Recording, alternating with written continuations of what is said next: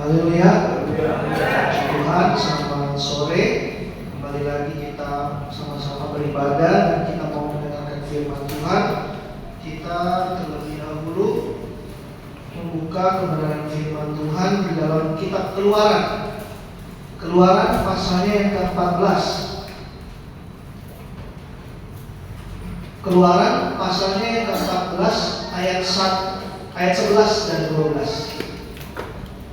Kalau sudah dapat kita baca bersama ayat 11 dan ayat yang ke-12.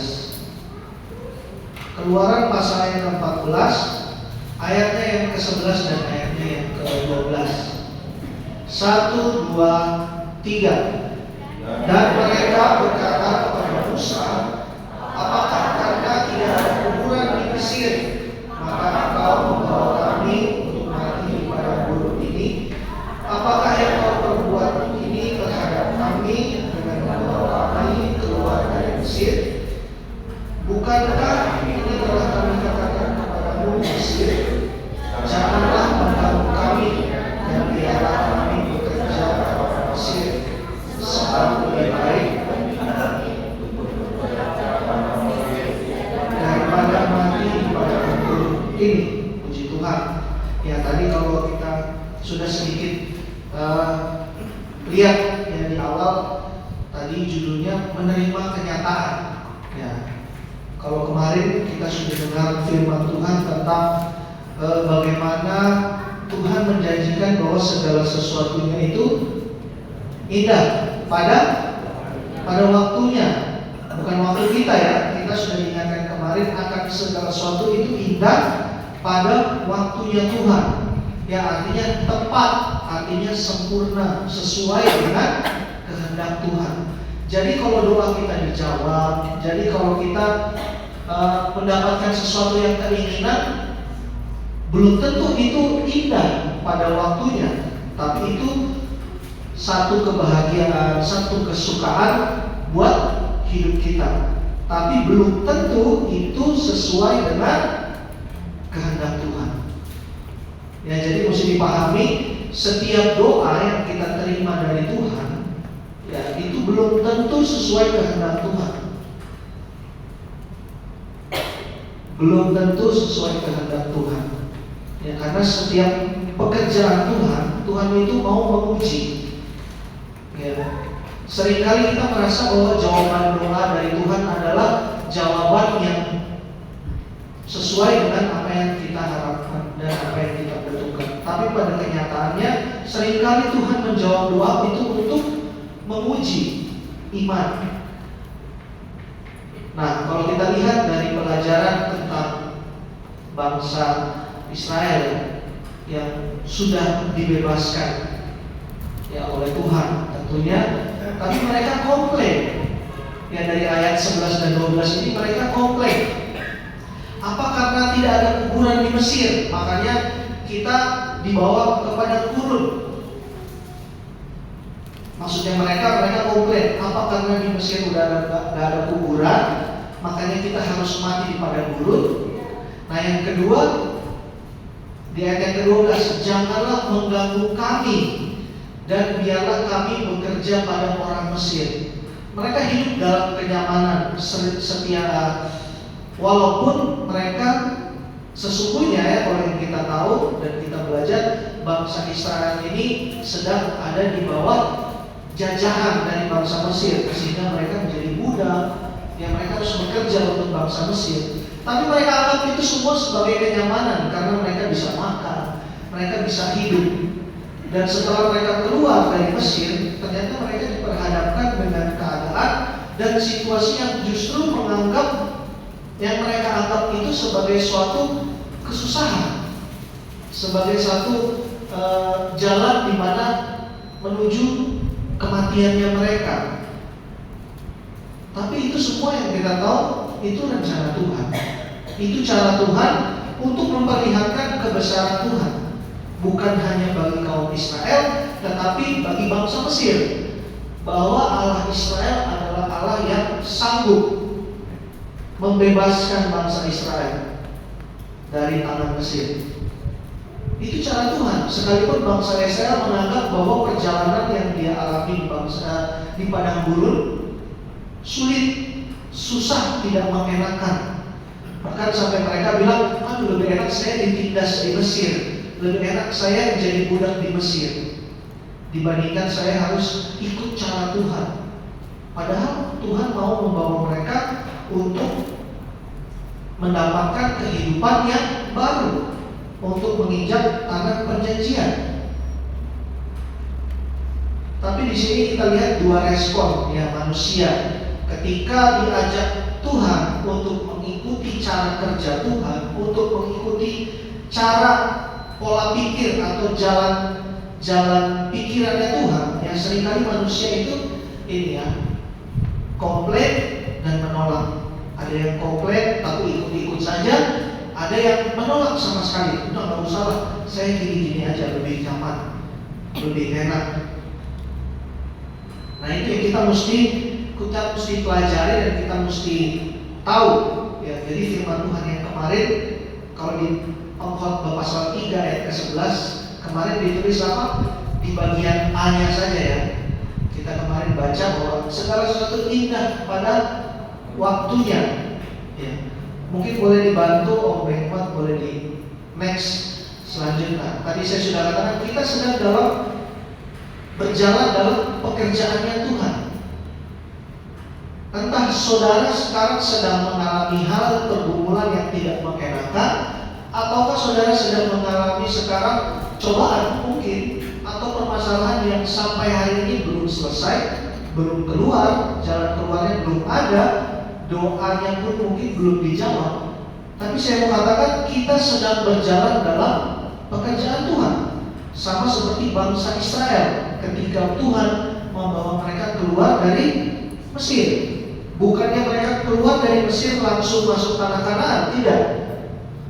Mereka harus alami dulu ya, sampai buat mereka mengeluh, sampai membuat mereka menolak, sampai membuat mereka berbantah-bantah, berjalan di padang gurun 40 tahun. Ya, itu bukan satu hal yang mudah, tapi itu cara kerja Tuhan. Dan kita tidak akan pernah memahami, dan kita tidak akan pernah menyelami pikiran Tuhan. Dan itu yang dikatakan di dalam Pengkhotbah pasal 3 ayat yang ke-11 bagian yang B. Nah, boleh di next. Nah, ini 4 hal kemarin yang sudah dijelaskan, bagaimana kita melihat sesuatu yang indah dalam waktunya Tuhan. Ya, yang pertama kita harus berserah dan percaya.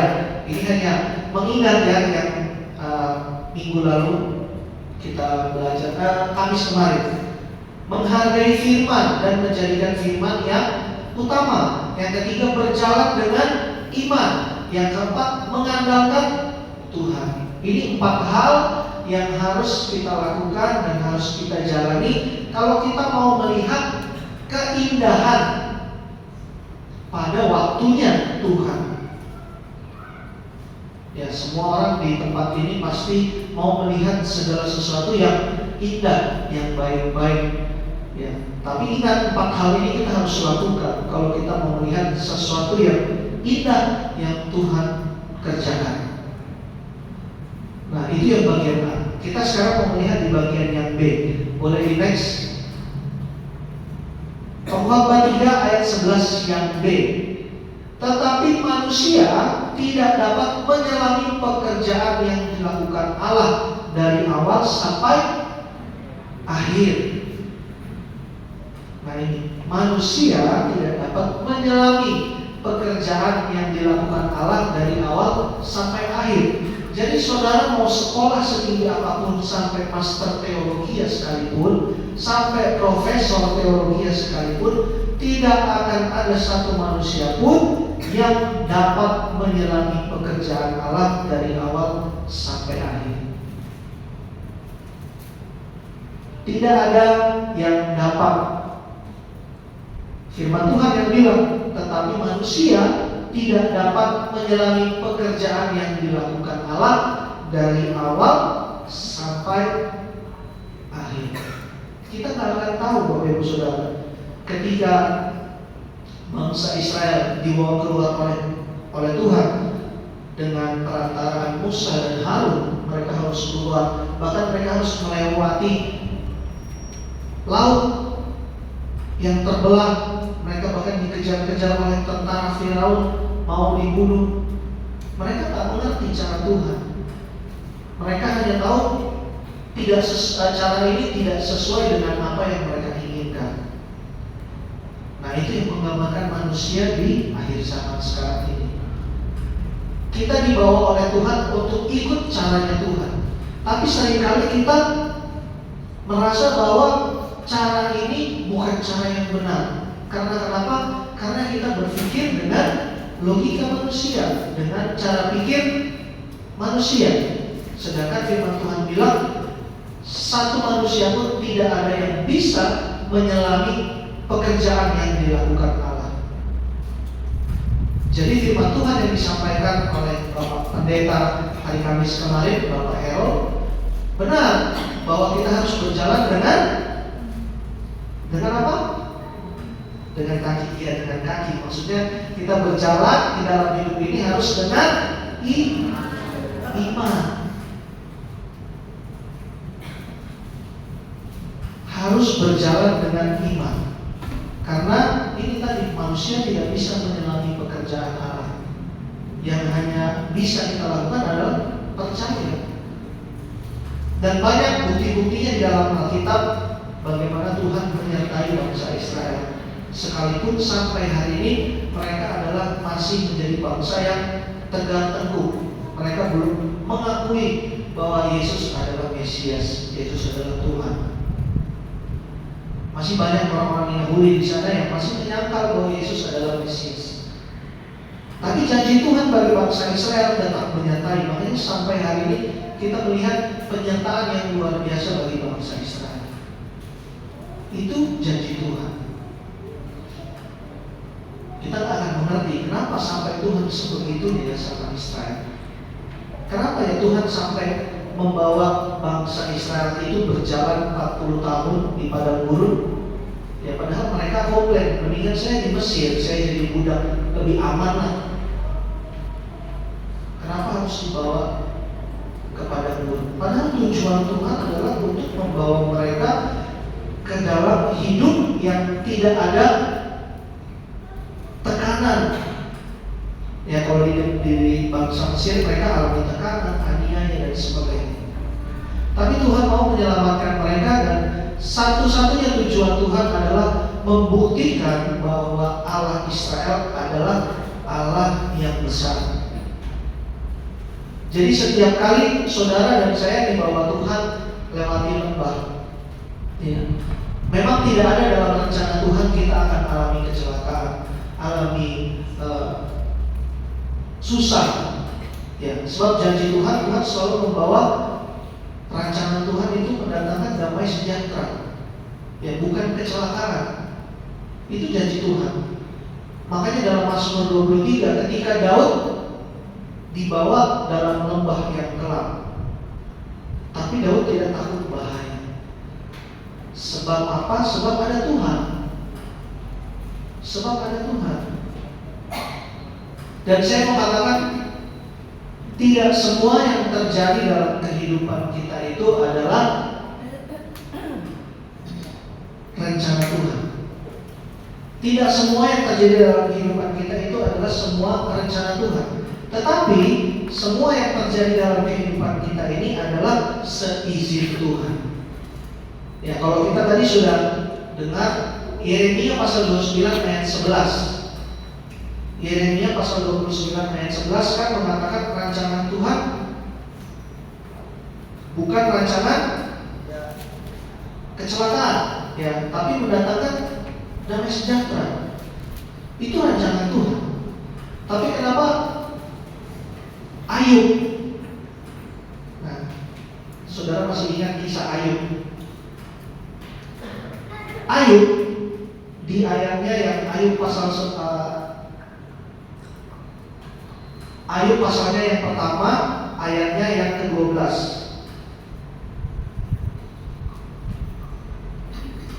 Ayub pasalnya yang pertama, ayatnya yang ke-12.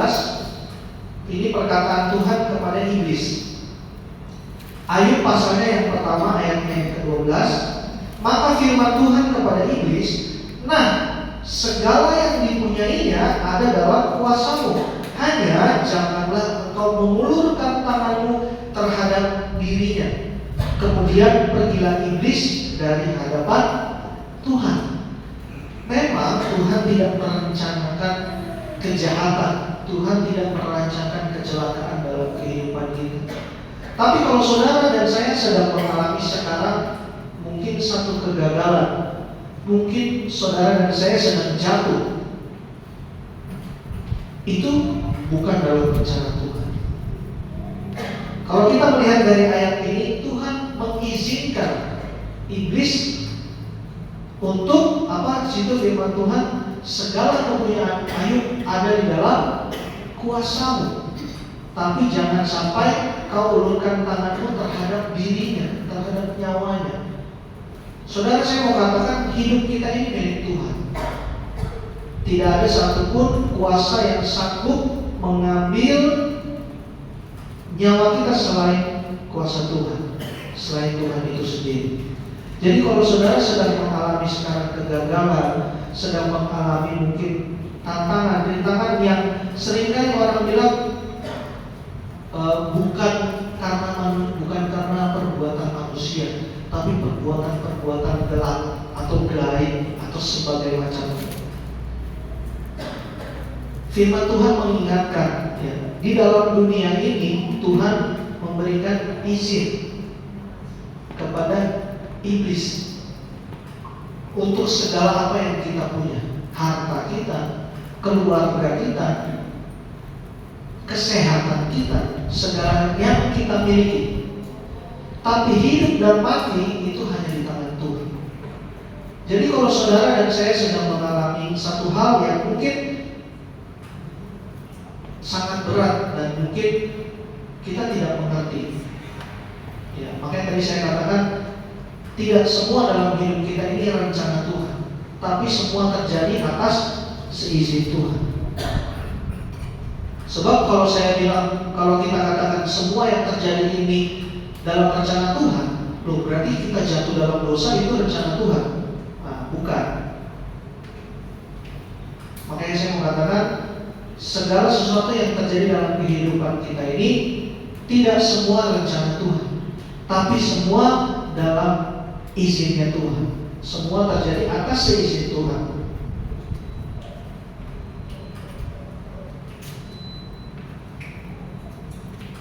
Makanya firman Tuhan tadi katakan, sampai kapanpun manusia tidak akan dapat bisa menyelami pekerjaan Tuhan dari awal sampai dari akhir. Boleh kembali ke slide, Om. Di Ayub yang pasal 11 ayat 7 sampai 9. Dapatkah engkau memahami hakikat Allah, menyelami batas-batas kekuasaan yang maha kuasa? Tingginya seperti langit, apa yang dapat kau lakukan? Dalamnya melebihi dunia orang mati, apa yang dapat kau ketahui? Lebih panjang daripada bumi ukurannya, dan lebih luas daripada samudra. Itu pekerjaan Tuhan, itu cara pikir Tuhan. Kita tidak akan pernah bisa menyelami. Sepandai-pandainya kita berkuliah, sepandai-pandainya kita mendapat pengetahuan dari manapun, kita tidak akan benar-benar memahami pekerjaan Tuhan. Makanya manusia pertama di bumi, Adam dan Hawa, mereka digoda oleh iblis. Ayo, kamu kalau makan buah itu, kamu akan sama seperti Allah. Kamu akan tahu mana yang baik, mana yang buruk. Kamu akan tahu segala sesuatu. Karena tidak ada satu manusia pun yang dapat mengerti pekerjaan Allah, memahami pekerjaan Allah. Tapi jangan khawatir, Bapak Ibu Saudara. Walaupun kita tidak mengerti, kita sekarang ada di tengah-tengah jalan. Kita nggak tahu nih di depan akan menghadapi seperti apa.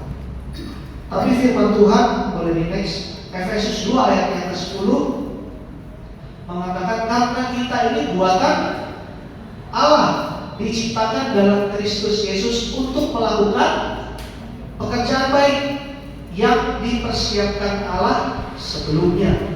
Ia mau supaya kita hidup di dalamnya. Jadi kalau kita mau melakukan pekerjaan-pekerjaan yang baik, atau kita mau melakukan pekerjaan-pekerjaan yang Tuhan sudah siapkan sebelumnya, kita harus tinggal di dalamnya. Kita harus tinggal di dalamnya. Bapak Ibu Saudara pasti pernah punya radio ya, atau pernah dengar radio. Ya, setiap stasiun radio itu mempunyai frekuensinya masing-masing. Nah, kita kalau di mobil ya, atau sedang berkendara, atau mungkin di rumah, ketika kita mau mendengar satu siaran tertentu, kita harus menyamakan frekuensinya. Betul ya? Kita harus menyamakan frekuensinya supaya kita bisa mendengar siaran tersebut. Nah, kalau kita mau mengerti dan memahami pekerjaan Tuhan, kita harus frekuensi sama Tuhan. Bagaimana caranya? Itulah alasan kenapa Yesus ketika dia naik ke sorga, dia minta kepada Bapa untuk mencurahkan Roh Kudus, supaya Roh Kudus yang tinggal di dalam saudara dan saya itu punya frekuensi yang sama dengan Tuhan, sehingga kita akan menjadi lebih peka dengan maksud Tuhan ini. Kita akan lebih menyadari bahwa jalan Tuhan ternyata seperti ini. Itu tujuannya Bapak Ibu Saudara. Tujuannya Roh Allah ada dalam hidup kita seperti itu. Sehebat apapun manusia untuk merubah cara berpikirnya, kalau tidak ada Roh Allah dalam kehidupannya, tidak akan pernah tahu dan tidak akan pernah bisa memahami pekerjaan Tuhan. Sekalipun saudara mungkin tidak kalau bahasa Indonesia tidak bertitel, tidak ada embel-embel sarjana apa segala macam. Tapi kalau saudara hidup dengan Roh Allah di dalam hidupmu, saudara pasti akan melihat pekerjaan Tuhan. Saudara akan mengerti maksud Tuhan. Kenapa bangsa Israel mengeluh dan bahkan menolak untuk ikut dalam cara kerja Tuhan?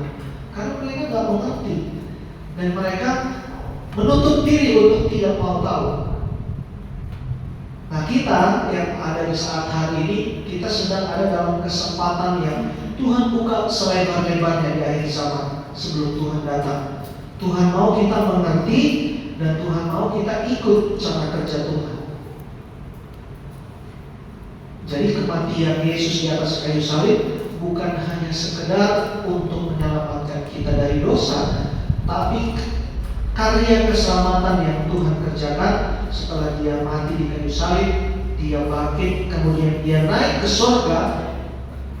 Itu satu pekerjaan yang besar. Karena dengan Yesus naik ke surga, Roh Allah dicurahkan. Untuk siapa? Untuk kita semua umat manusia. Bukan hanya manusia di 2000 tahun yang lalu, tidak, tapi sampai sekarang untuk saudara dan saya. Pekerjaan Roh tetap sama dari dulu, sekarang, sampai selama-lamanya.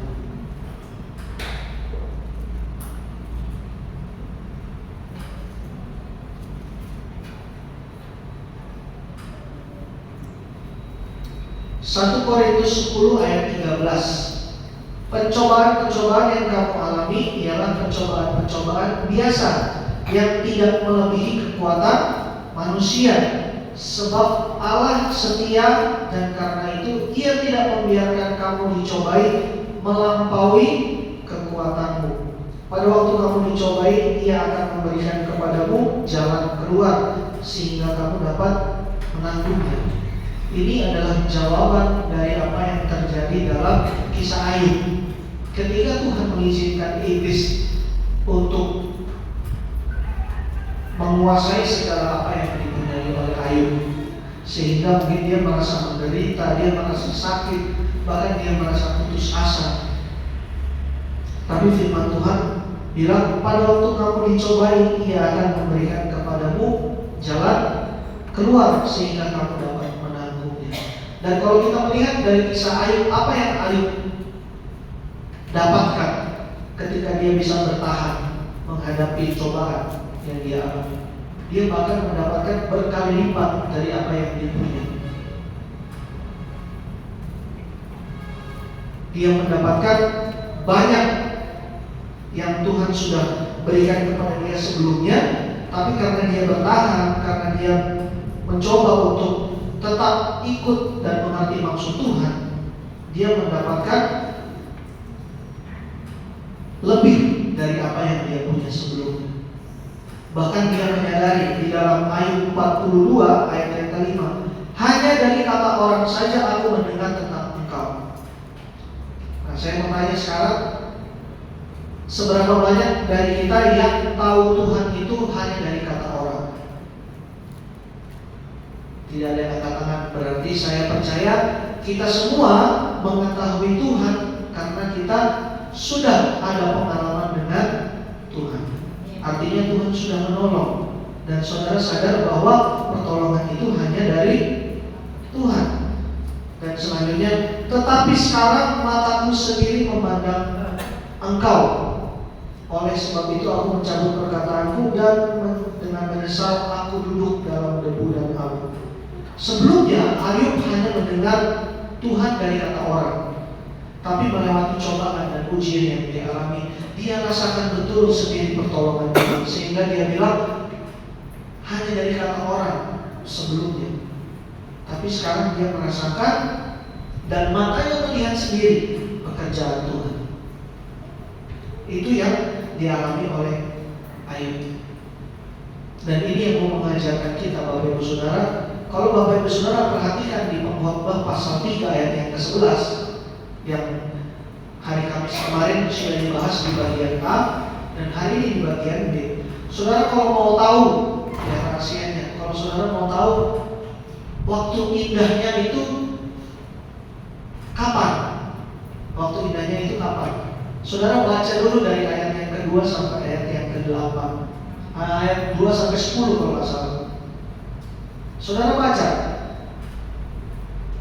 Itu adalah hal-hal yang saudara harus alami sebelum saudara melihat waktu indahnya Tuhan.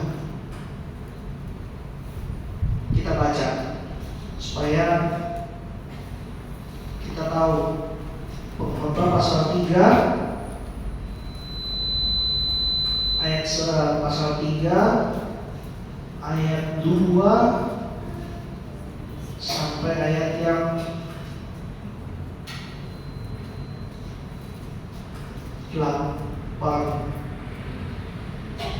pasal 3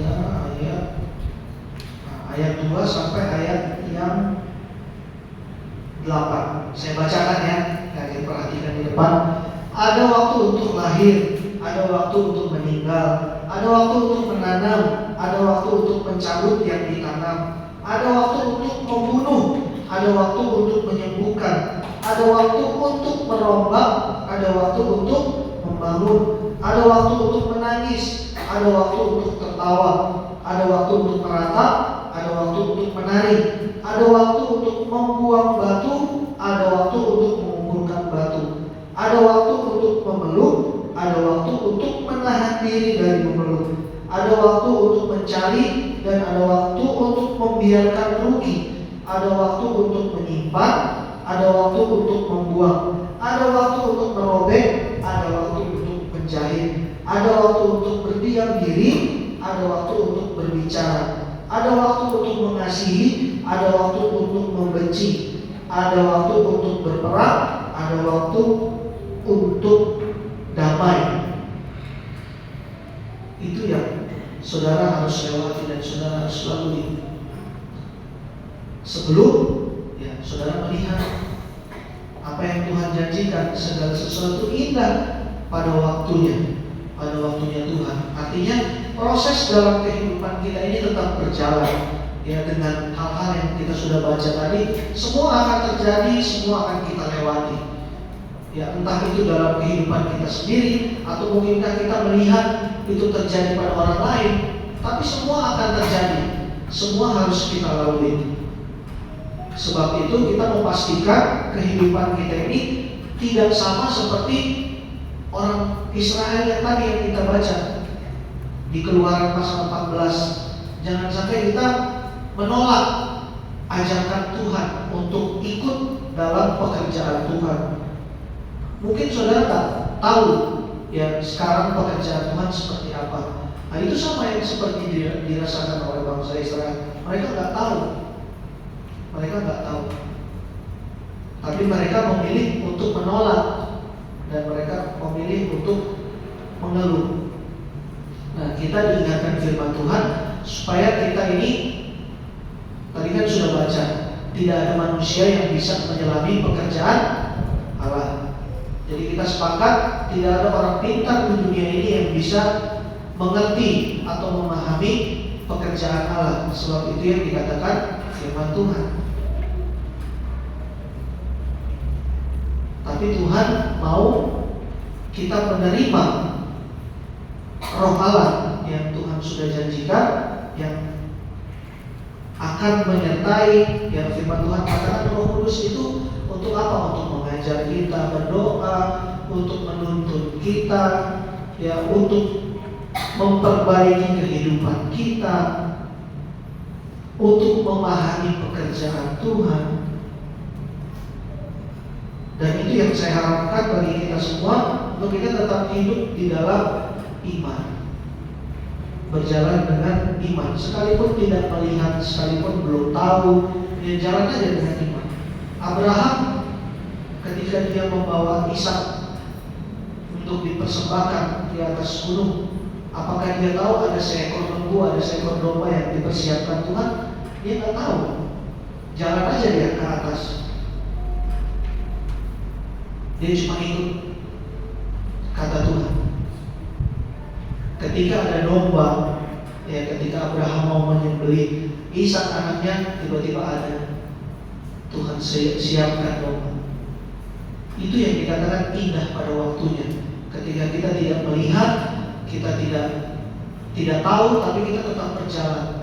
Dan sampai akhirnya itu Abraham merasakan pasti sangat indah ketika dia harus menyembelih anaknya sendiri, tapi Tuhan sediakan pengganti.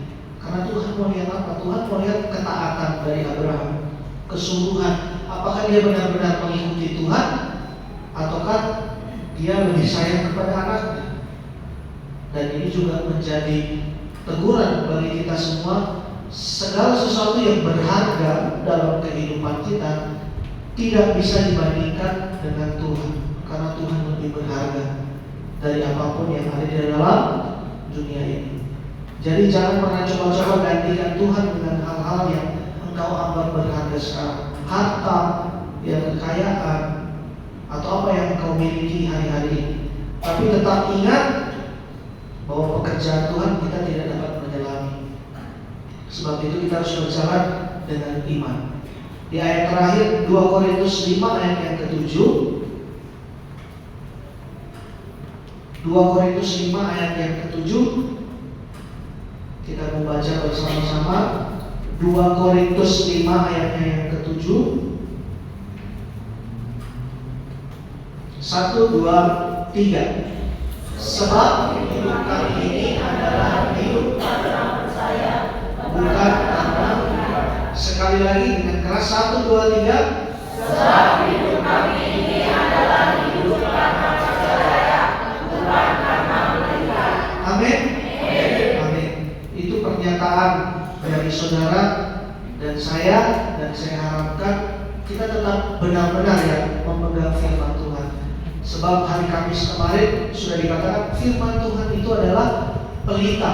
Bagaimana kita mau menjalani dalam dunia yang gelap ini tanpa terang? Gak mungkin ya. Pendeta Harold bilang kemarin, ke kiri kena, kanan kena, maju kena, mundur kena. Itu kalau kita berjalan dalam gelap.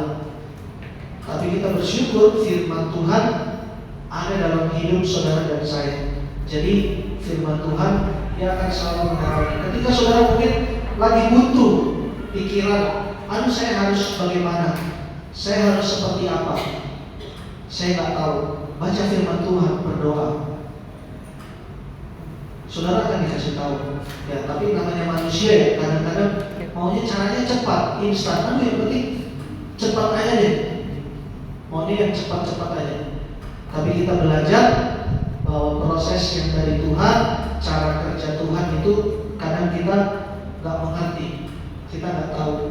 Yang kita tahu dan yang kita percaya, kita hanya ikut aja. Ikut aja. Saudara pernah dengar lagu Mana-mana Tuhan Panggil? Mana-mana Tuhan panggil. Tahu nggak? Itu lagu lama. Ya, itu bilang mana-mana Tuhan panggil, artinya mana-mana Tuhan mau bawa saudara ke jalan yang lurus, mulus tanpa ada tantangan, ikut. Mau di jalan yang berbelok-belok banyak lubang, ikut. Jangan khawatir Bapak Ibu Saudara. Ya, ketika Daud dalam lembah kelam saja dia tidak khawatir. Ya, apalagi kita yang menghadapi masalah, mungkin masalah yang tidak sebesar yang Daud alami. Masa Tuhan membiarkan kita sendiri? Tuhan sudah berjanji kok, baru namanya saja Allah, dia Immanuel, Allah yang menyertai. Jadi dia tidak akan menyangkal bahwa dia adalah Tuhan. Jadi setiap dia berkata, janji yang dia katakan tidak akan pernah lalai. Dan janjinya akan selalu menyertai kita, sehingga kita dalam hidup ini tetap kuat. Ya, sekali lagi jangan mengandalkan kekuatan atau pikiran manusia. Ya, andalkan Tuhan dalam segala. Puji Tuhan, Tuhan Yesus